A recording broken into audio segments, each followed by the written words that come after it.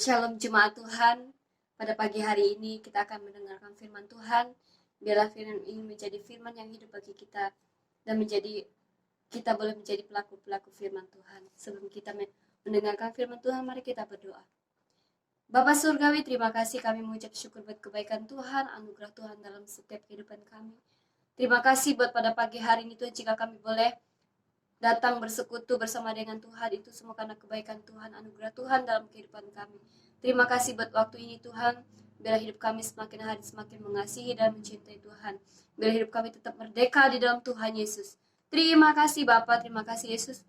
Kami serahkan semua ke dalam tangan kasih Tuhan. Biar pengurapan Tuhan atas setiap kami, bahkan setiap anak-anak Tuhan, jemaat-jemaat Tuhan dimanapun mereka berada saat ini Tuhan. Engkau menyertai, Engkau membimbing mereka senantiasa. Terima kasih Tuhan di dalam nama Tuhan Yesus Kristus. Haleluya. Amin.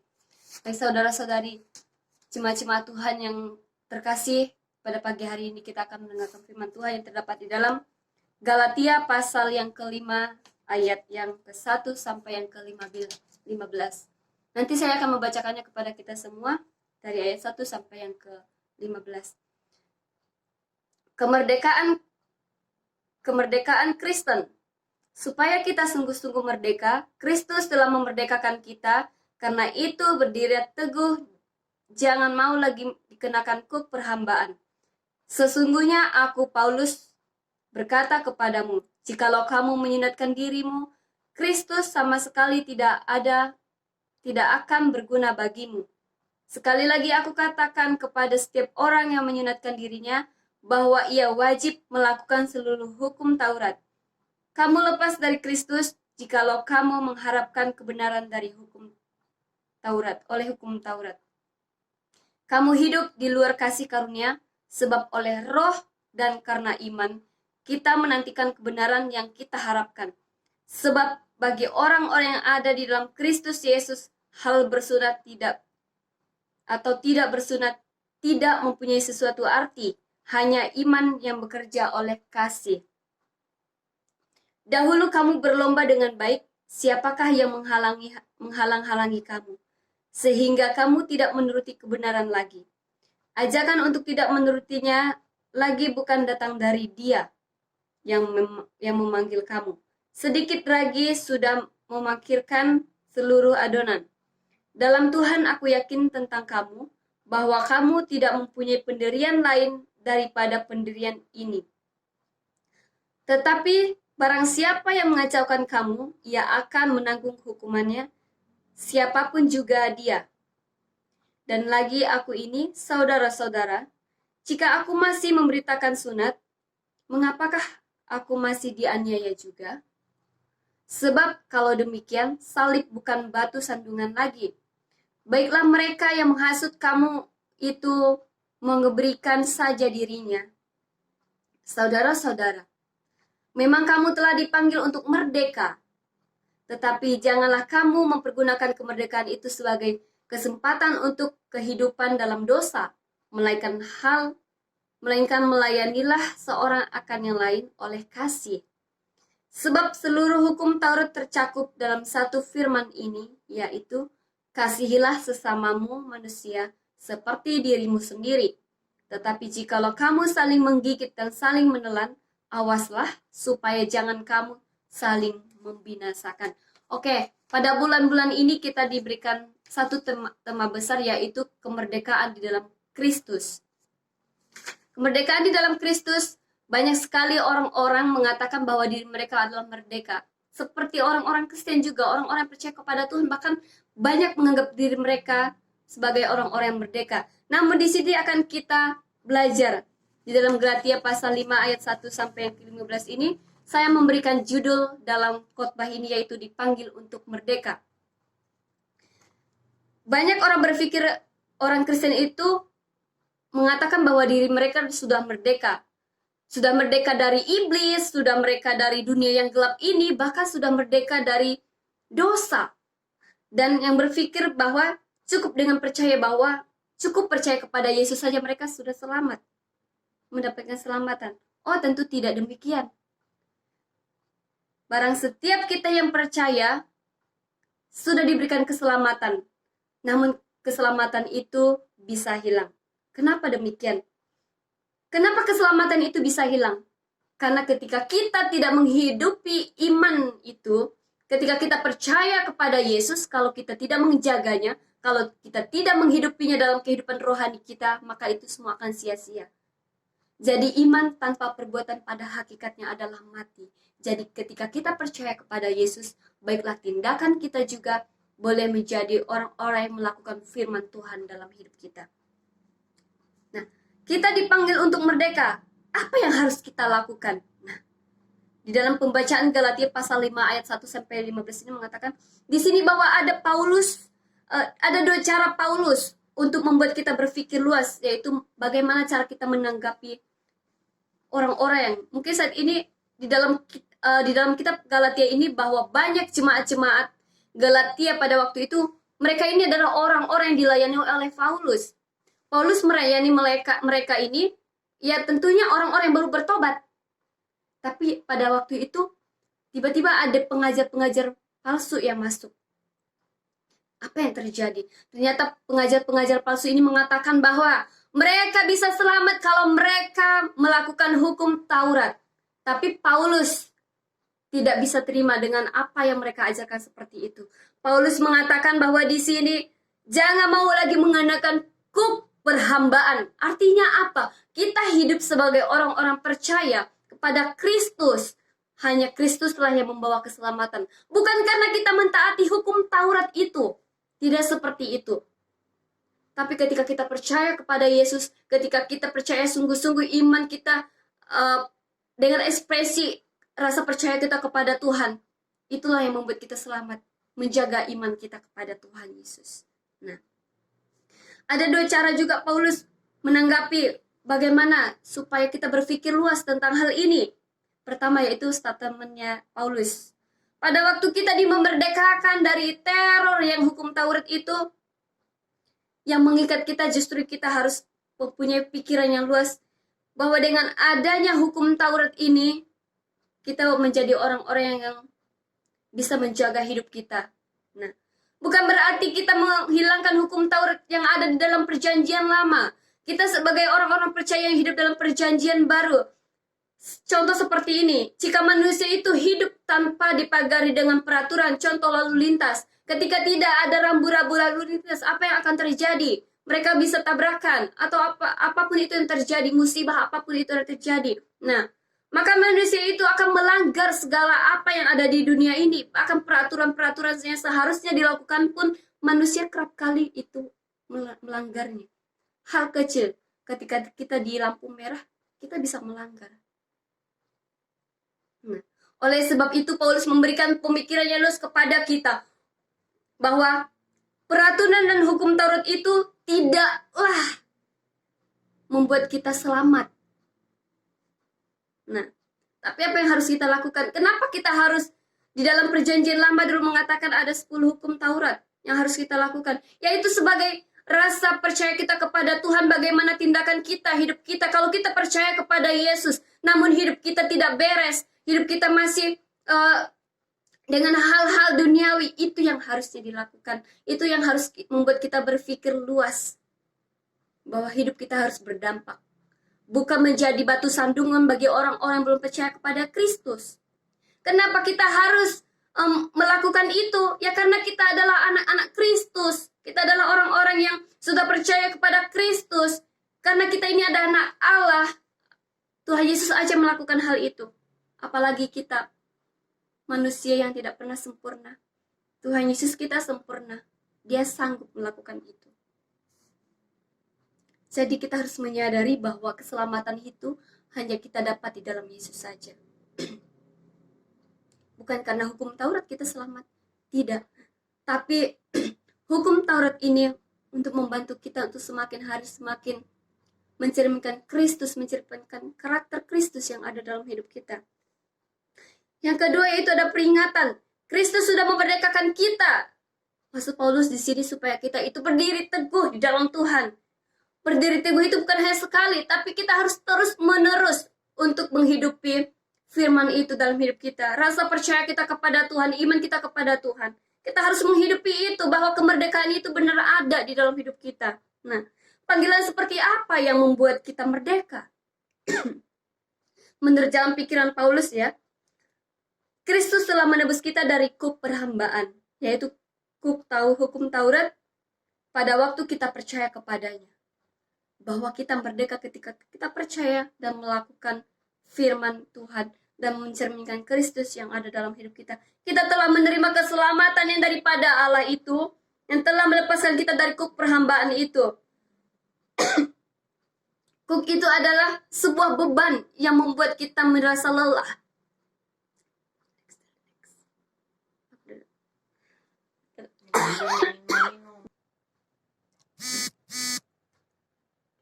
Kita telah menerima keselamatan itu dan telah melepaskan kuk perhambaan itu dari bahu kita.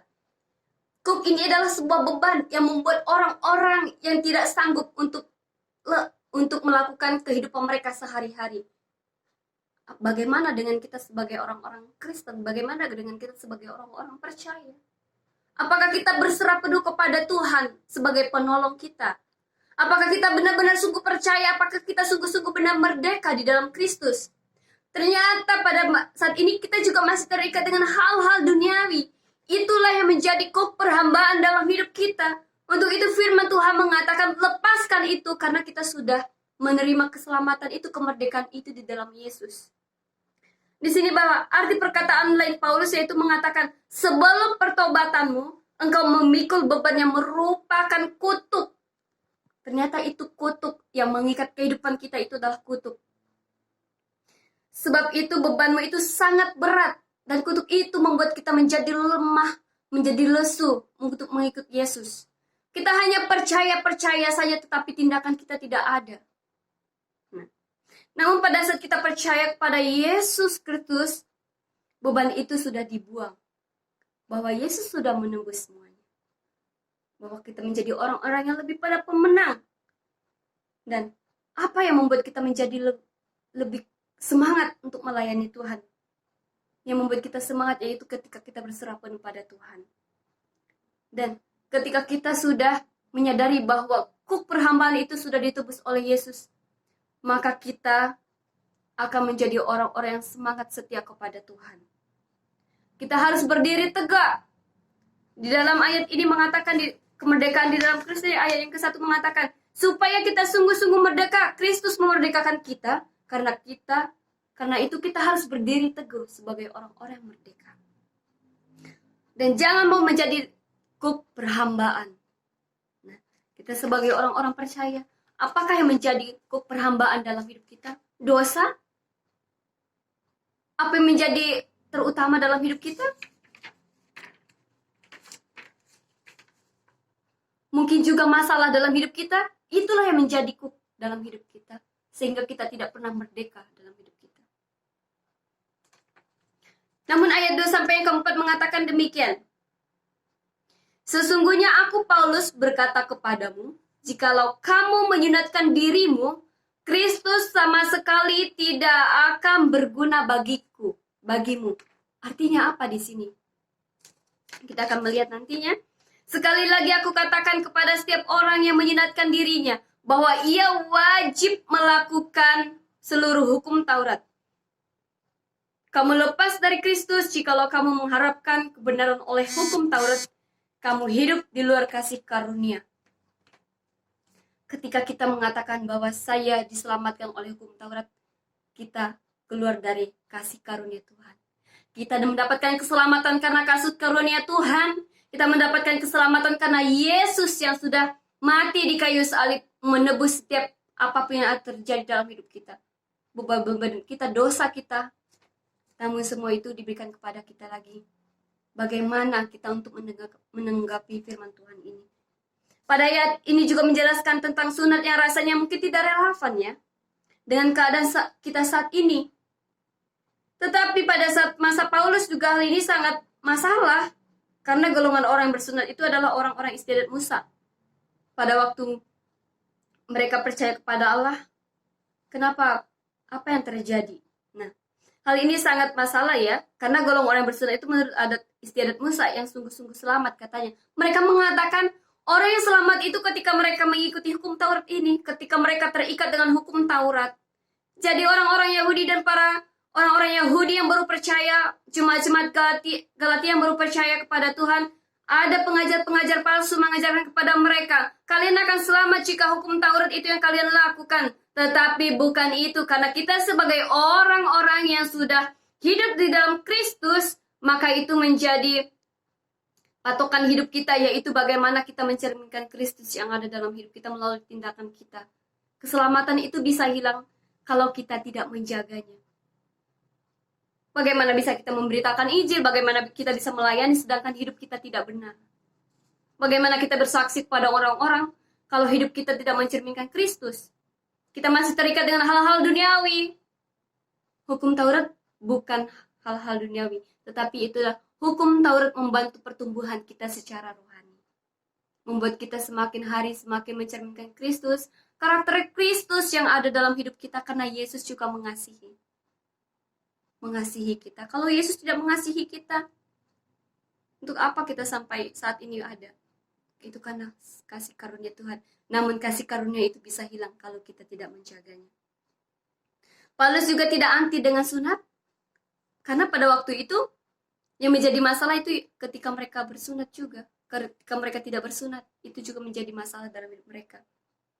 Paulus juga tidak anti dengan sunat. Kalau itu dilihat dari segi kesehatan, Paulus justru dia juga pernah mengalami itu, dan dia tidak pernah menyesali itu. Karena Paulus ini juga awalnya dia adalah orang yang benar-benar benci sama pengikut Yesus, dan pada akhirnya dia dipanggil untuk melayani. Makanya dia berani untuk memberitakan apa yang menjadi kesaksian hidupnya kepada jemaat-jemaat yang dilayaninya. Galatia, Efesus, dan lain sebagainya. Bahkan Paulus juga menyuruh Timotius untuk bersunat. Kenapa? Untuk memudahkan kaum Yahudi. Karena memang kalau kita menjadi orang Yahudi itu harus disunat. Nah, sebenarnya disunat yang Paulus maksud di sini sebenarnya bukan sunat secara jasmani, ya, tapi sunat hati. Bagaimana kita boleh menyunatkan hati kita kepada Kristus, menyerahkan hidup kita sepenuhnya kepada Kristus. Namun ada beberapa ancaman yang terdapat dalam ayat ini, yaitu ayat 12 sampai yang ke ayat 2 sampai yang ke-12, yaitu kita akan lihat ancaman terhadap kemerdekaan Kristen. Ternyata ada ancaman. Paulus di sini menegaskan di ayat 2 sampai ke-6. Saya akan membacakan ayat 2 sampai ke-6. Saya akan lanjut sampai 5 dan 6. Sebab roh dan karena iman kita menantikan kebenaran yang kita harapkan. Sebab bagi orang-orang yang ada di dalam Kristus Yesus, hal bersunat atau tidak bersunat tidak mempunyai sesuatu arti. Hanya iman yang bekerja oleh kasih karunia. Ingat bahwa orang yang bersunat maupun orang yang tidak bersunat itu tidak menjamin keselamatan kita. Bahwa yang menjamin keselamatan kita itu yaitu ketika iman percaya kita pada Kristus sesungguhnya. Itu yang memberi keselamatan. Kalau kita menambah sesuatu pada kemerdekaan yang dimenangkan oleh Yesus Kristus, misalnya kita menambahkan, oh, kamu akan selamat kalau kamu mengikuti hukum Taurat. Nah, kita akan melihat bahwa Yesus Kristus yang sudah memenangkan kita, itu nggak ada gunanya lagi buat kita sebagai orang-orang percaya. Nah, yang kedua, kalau kita menambah sesuatu pada kemerdekaan itu, maka akibatnya kita wajib kembali melakukan seluruh hukum Taurat. Dan melakukan seluruh hukum Taurat itu sangat mustahil ya bagi banyak orang. Itu ada 10. Jangan mencuri, bersaksi dusta, jangan mengingini sesamamu manusia, dan lain sebagainya. Banyak hal dalam 10 hukum Taurat. Tapi itu tidak akan mustahil bisa terjadi dalam hidup orang-orang percaya. Kita sebagai orang-orang percaya yang hidup di dalam zaman perjanjian baru, itu yang ditegaskan yaitu 2 hukum, yaitu hukum kasih. Pertama, kasih kita kepada Allah, kedua hukum kasih kepada sesama manusia. Kalau kita mengharapkan kebenaran hukum Taurat, sama saja kita melepaskan Kristus, karena keselamatan oleh Kristus tidak mungkin disatukan dengan keselamatan karena hukum Taurat, yaitu hukum kebenaran manusia atas hukum. Itu terdapat dalam ayat 5 dan 6. Nah, yang ke B-nya yaitu ancaman tentang pengajaran palsu ya. Apakah ciri-ciri golongan orang sesat ini adalah dikatakan bahwa pengajaran palsu ini adalah golongan-golongan sesat ya? Biasanya mereka mengatakan seperti ini, pengajar sesat itu membawa orang-orang, dia mengatakan seperti ini, kami sudah membawa orang-orang percaya kepada firman Tuhan, dan mereka juga kadang melakukan hal-hal yang di luar dari firman Tuhan ya. Biasanya seperti itu. Pengajar sesat membawa orang-orang percaya melanggar firman Tuhan dan Roh Kudus. Biasanya orang-orang seperti itu. Mereka membawa jiwa-jiwa, tapi bukan sesuai dengan firman Tuhan, melenceng dari firman Tuhan. Itulah dikatakan bahwa itu golongan sesat. Nah, para pengajar tidak berasal dari Allah. Mereka mengacaukan iman anak-anak Tuhan. Walaupun dengan kedengarannya rohani, banyak ya. Banyak sekali ya kita dengar bahwa kayaknya rohani banget ya omongannya kayak gitu. Nah, tetapi tidak berdasar pada dia yang memanggil kita. Ingat, ketika ada kata-kata rohani itu biasa kadang membuat orang menyelubungi masalah mereka ya. Kadang mereka yang menyalahgunakan itu di luar dari firman Tuhan. Pada firman Tuhan mengatakan tidak ada boleh yang menambah-nambahi atau mengurangi Alkitab, isi Alkitab. Nah, contohnya sering kita dengar bahwa aku telah membawa keselamatan itu kepada banyak orang. Aku telah membawa jiwa-jiwa kepada Kristus. Ini dikatakan biasanya sebagai orang-orang legalisme. Dan legalisme ini tidak menyelamatkan manusia. Menurut Paulus dalam kitab 2 Tesalonika pasal 2 ayat 13-14, dari mulanya Allah telah memilih kamu untuk diselamatkan oleh Roh yang menguduskan kamu dan dalam kebenaran yang kamu percayai. Nah, seperti itu ya menurut pandang Paulus, bahwa Allah telah memilih kita dan memilih Roh Kudus. Dalam apa yang kita percaya itulah yang berasal daripada Allah dan Roh Kudus. Konsep kemerdekaan dalam Galatia ini biasanya berbeda konsepnya yang berlaku di dunia ya, beda. Ayat yang ketiga 13a. Coba saya akan bacakan. Saudara-saudara, memang kamu telah dipanggil untuk merdeka, tetapi janganlah kamu menggunakan kemerdekaan itu sebagai kesempatan untuk kehidupan dalam dosa, melainkan layani seorang akan yang lain oleh kasih. Nah, kalau kita sungguh-sungguh merdeka, kita tidak akan hidup lagi dalam dosa. Ternyata itu yang membuat kita merdeka, karena kita sudah dimerdekakan dari dosa kita. Merdeka artinya adalah mati bagi dosa dan tidak berkuasa lagi atas kita. Kita sudah merdeka, kita tidak perlu respon terhadap godaan-godaan yang ada di dunia ini yang membuat kita terjerumus dalam dosa. 1 Petrus pasal 2 ayat yang 1 sampai yang ke-6. Nah, yang kedua itu kemerdekaan Kristen, artinya mereka merdeka dari hukuman dan ketertarikan dari dosa untuk hidup bagi Tuhan. Keterikatan dari dosa ya, untuk bagi Tuhan. Kita sudah merdeka, jangan lagi menjadi hamba, diperhamba oleh keinginan daging kita. Bukan keinginan daging yang menguasai kita, yaitu hawa nafsu. Biasanya itu adalah hawa nafsu, tetapi biarlah Roh Kudus yang menguasai kita, dan hanya mungkin Roh Kudus yang bekerja, dan itulah yang sungguh-sungguh memerdekakan kita. Namun yang menjadi pertanyaan bagi kita, bagaimana seharusnya menjaga hidup kita sebagai orang Kristen yang telah dipanggil untuk merdeka? Ini adalah 2 poin yang saya ambil di sini. Bagaimana seharusnya hidup kita, yaitu pertama, penyerahan diri sepenuhnya kepada Tuhan. Galatia pasal 1 yang kelima itu, supaya apa? Penyerahan penting, penyerahan penuhnya kepada Tuhan, supaya kita tidak goyah dalam iman, dan supaya kita tidak menjadi hamba dosa lagi. Kita menjadi hamba dunia ini, tapi kita menjadi hamba-hamba Tuhan, hamba Allah yang dipimpin oleh Roh Kudus. Yang kedua yaitu hidup dalam pimpinan Roh Kudus. 2 Korintus pasal 3 ayat 17. Supaya apa? Yaitu supaya kita tetap merdeka dan supaya kita tetap dalam koridornya Tuhan. Dan yang ketiga yaitu hiduplah sebagai hamba Allah. Layani Tuhan, layani sesama kita. Cukup sampai di sini bahwa renungan pagi hari ini Paulus mengajarkan kita, kalau kita mau merdeka di dalam Tuhan, tetap hidupi firman itu dan layani Tuhan, layani sesama, penyerahan diri sepenuhnya kepada Tuhan, hidup dalam pimpinan Roh Kudus, dan menjadi hamba Allah untuk melayani sesama kita. Jadilah saksinya Kristus, maka kita benar-benar boleh menjadi orang-orang yang merdeka di dalam Kristus, karena kehidupan kita secara nyata kita melakukan dengan tindakan iman kita kepada Tuhan Yesus. Mari kita bersatu di dalam doa. Bapak Surgawi, terima kasih buat kebenaran firman pada pagi hari ini. Bersyukur biarlah kami menjadi orang-orang yang dipanggil untuk merdeka. Kami boleh menyerahkan hidup kami sepenuhnya kepada Tuhan. Kami boleh melayani sesama kami boleh menjadi hamba-hamba Allah. Dan kami boleh dipimpin oleh Roh Kudus untuk terus memenuhi setiap kehidupan kami. Bahkan kami boleh menjadi hamba-hamba Tuhan, bahkan anak-anak Tuhan yang setia kepada Tuhan. Biarlah kami menjadi orang-orang yang merdeka di dalam Yesus, menjadi orang-orang yang tetap setia kepada Tuhan, menjadi orang-orang yang teguh di dalam iman kami Bapa. Terima kasih Bapa, kami serahkan semua ke dalam tangan kasih Tuhan, di dalam nama Tuhan Yesus Kristus. Haleluya, amin. Yang kedua yaitu hidup dalam pimpinan Roh Kudus. 2 Korintus pasal 3 ayat 17. Supaya apa? Yaitu supaya kita tetap merdeka dan supaya kita tetap dalam koridornya Tuhan. Dan yang ketiga yaitu hiduplah sebagai hamba Allah. Layani Tuhan, layani sesama kita.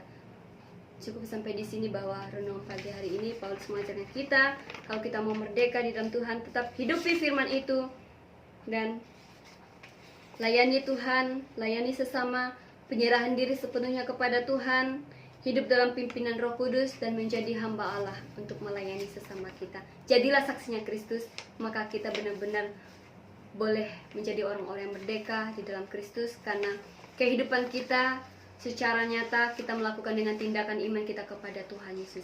Mari kita bersatu di dalam doa. Bapak Surgawi, terima kasih buat kebenaran firman pada pagi hari ini. Bersyukur biarlah kami menjadi orang-orang yang dipanggil untuk merdeka. Kami boleh menyerahkan hidup kami sepenuhnya kepada Tuhan.